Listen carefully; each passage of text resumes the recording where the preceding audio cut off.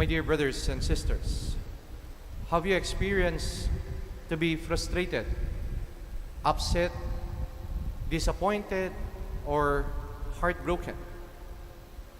Yes, all of us.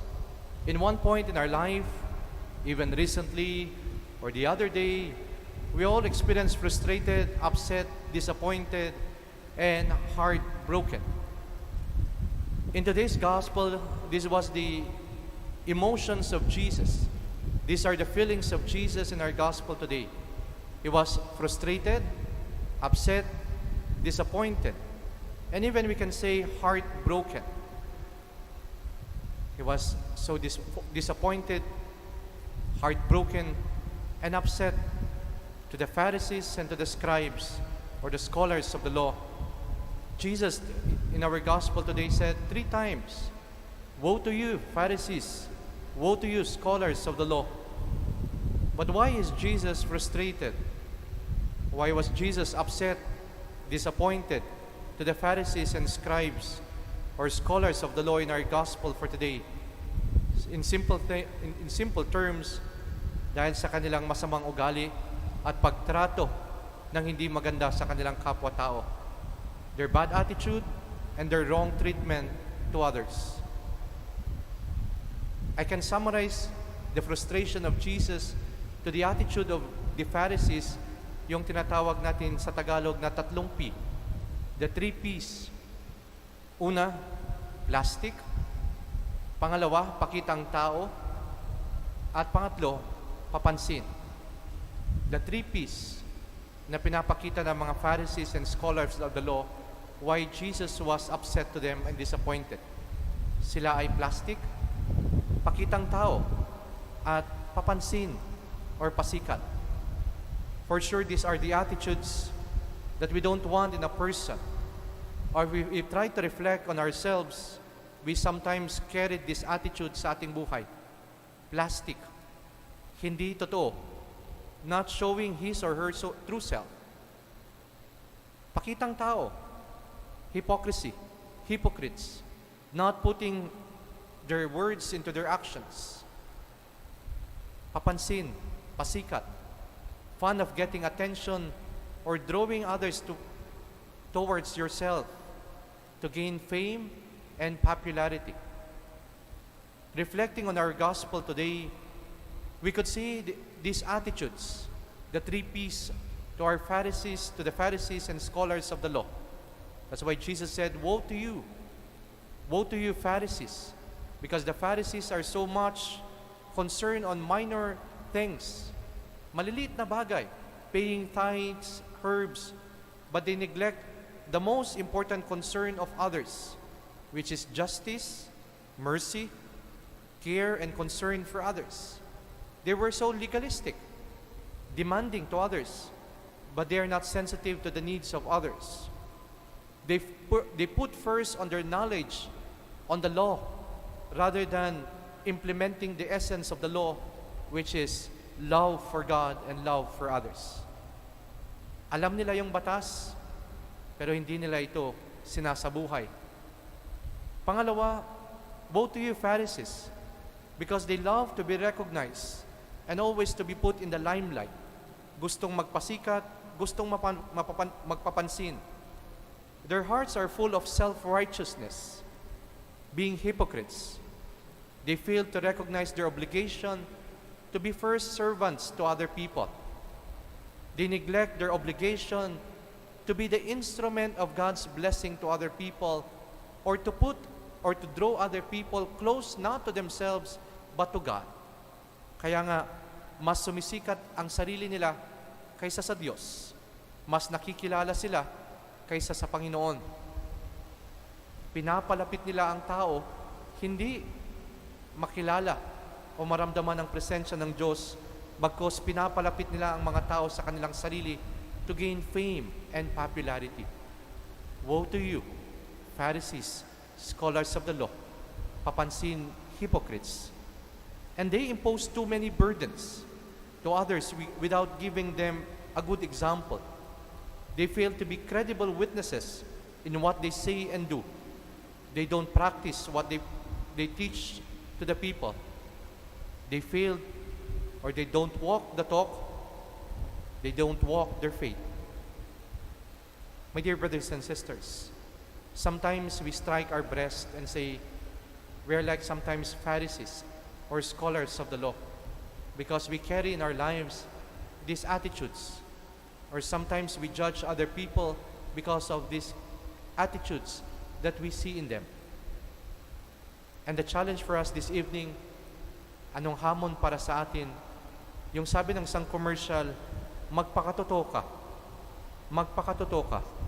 Be true to yourself. Be true to your identity. And what is our true identity? What is our true self? First and foremost, our true self, our true identity as Christians is that we are created in the image and likeness of God. That is the first basic truth of our faith na minsan nakakalimutan natin isabuhay, na tayo ay ginawa na kawangis ng Diyos. We are created in the image and likeness of God. And if we say that we are created in the image and likeness of God, therefore, I am a good person because I have a God who is so good and loving.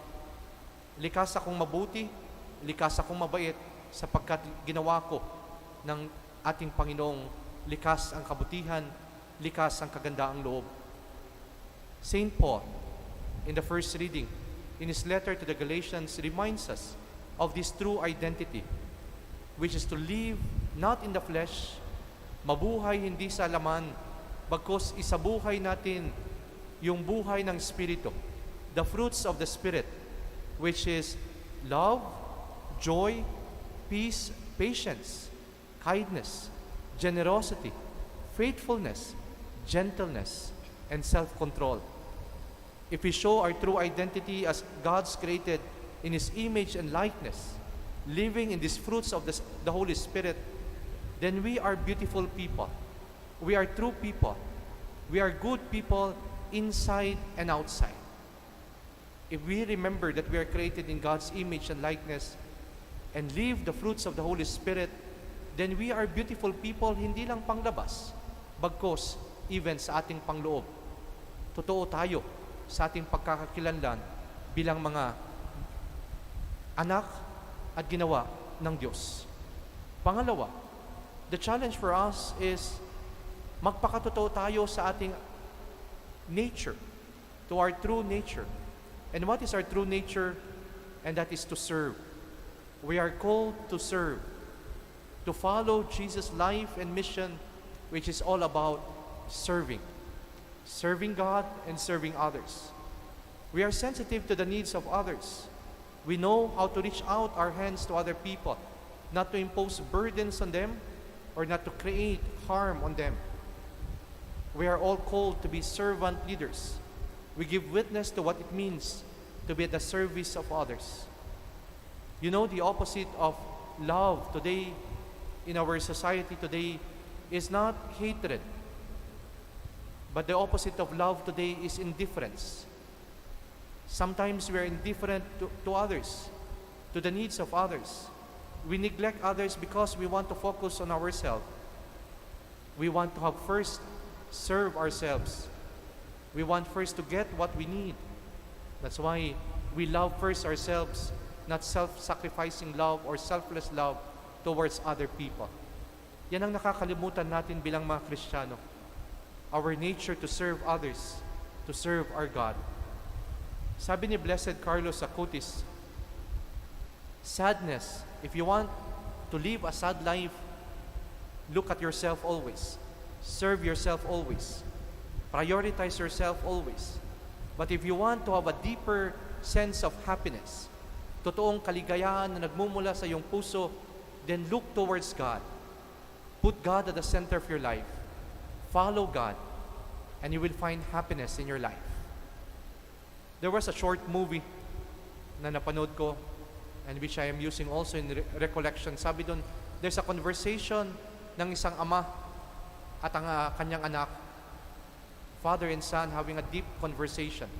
And sa kanilang conversation, sabi ng anak sa kanyang tatay, Father, why are we not rich? Bakit hindi tayo mayaman? Why are we not rich? And the father answered his son saying, being rich is not what you have, but how much you give. And when you give, you are happy.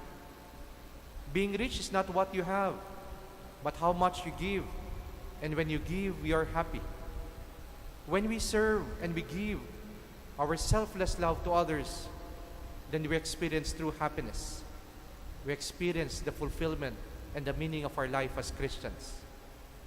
Happiness, my dear brothers and sisters, is not what you have, but on how you touch people's lives by your acts of service to them, by your acts of goodness to them, by your acts of kindness to them, and how you care them.